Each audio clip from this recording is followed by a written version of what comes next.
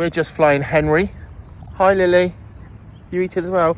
We're flying Henry. Now, you'll remember when Steve Irwin took his child out to see the crocodiles, nothing bad was going to happen because it was Steve Irwin. He knew his children and he knew his crocodiles inside out.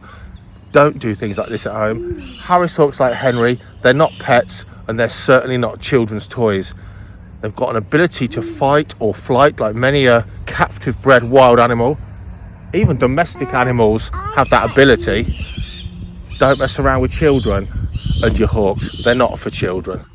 Let's see what he does.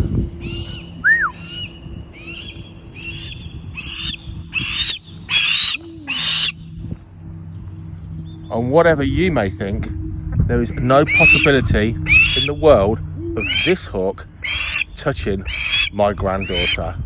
Believe it or not, I'm not holding his guesses. There is no way in the world it could happen. Because it's me, Henry, and my granddaughter, and I've been working with animals all of my life. If you do not know their body language, their attitude, and how to get between them and anything, don't mess about with animals and children. It's a really bad combination, either for children or the animals. Always be in a position to stop danger happening, no matter how much you trust your animal. Heck, even a dog, the most domesticated of animals,